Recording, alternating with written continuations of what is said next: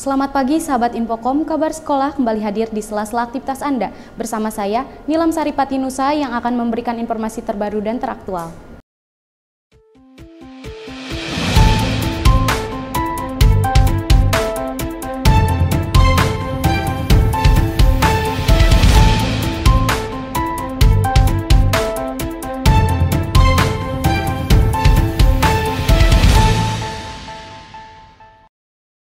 Salah satu hewan yang dikategorikan sebagai hewan terkutuk hingga akhir zaman yaitu cicak.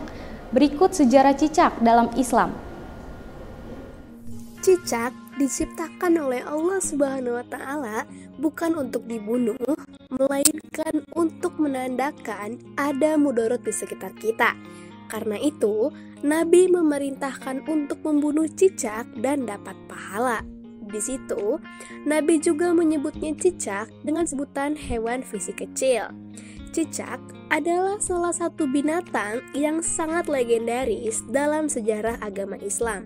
Reptil merayap berkaki 4 yang sering terlihat berkeliaran di dinding dan langit-langit rumah ini dikategorikan sebagai hewan terkutuk hingga akhir zaman.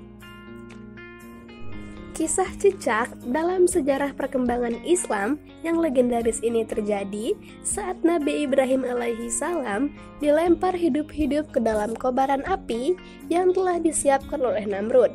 Namrud adalah seorang raja yang pertama kali mengaku sebagai Tuhan dari kerajaan Babilonia atau yang sekarang dikenal sebagai negara Irak. Dalam peristiwa ini, dikisahkan terdapat 2 ekor binatang yang turut berperan, yakni semut dan cicak. Jika semut berpihak pada Nabi Ibrahim alaihissalam, maka cicak malah berpihak pada sang raja, Namrud. Dalam cerita itu, dengan susah payah, semut berlari-lari membawa butiran-butiran air yang ada di mulutnya untuk memadamkan kobaran api yang membakar tubuh Nabi Ibrahim alaihissalam. Kemudian, seekor burung berkata, mewakili keheranan semua binatang yang menyaksikan peristiwa tersebut. Tidak mungkin setetes air yang ada di mulutmu mampu memadamkan kobaran api yang sangat besar itu, sahut si burung. Namun kemudian semut menjawab, memang air ini tidak akan bisa memadamkan api itu, tapi ini kulakukan, paling tidak semua akan melihat bahwa aku di pihak yang mana. Dari peristiwa tersebutlah akhirnya banyak hadis yang mengisahkan tentang bagaimana peranan cicak dalam mempersulit penyebaran Islam pada masa Nabi Ibrahim alaihissalam. Di antaranya, dalam sebuah hadis Islam yang mengisahkan bahwa cicak adalah tersangka utama yang meniup dan memperbesar kobaran api sehingga membakar tubuh Nabi Ibrahim alaihissalam. Dahulu, cicaklah yang meniup dan memperbesar kobaran api yang membakar Ibrahim. Hadis riwayat Muslim. Menyikapi hadis ini, Syekh Utsaimin menyebutkan bahwa tindakan cicak yang meniup untuk memperbesar kobaran api yang membakar Nabi Ibrahim alaihissalam pertanda bahwa cicak adalah hewan yang memusuhi dakwah, ahli tauhid, dan keikhlasan para pejuang. Tim Kabar Sekolah melaporkan untuk Anda. Toko yang berada di Jalan Pila Ciamas ini menjual berbagai macam jenis ikan hias dan kebutuhan lainnya untuk ikan hias, seperti akuarium, makanan ikan, vitamin ikan, dan berbagai jenis bebatuan dengan harga yang murah dan terjangkau. Kita simak liputannya. Ikan hias adalah jenis ikan baik yang berhabitat di air tawar maupun di laut, yang dipelihara bukan untuk konsumsi, melainkan hiasan seperti di ruang tamu. Panorama bawah laut seringkali dinilai menarik, sehingga banyak orang yang rela menghabiskan uang banyak untuk menyelam dan menikmatinya karena keindahan ikannya. Kini, kemajuan teknologi memungkinkan orang menikmati panorama air laut di dalam ruangan. Kehadiran ikan hias di dalam rumah, masyarakat modern dapat menjadi salah satu alternatif hiburan di tengah rutinitas yang padat.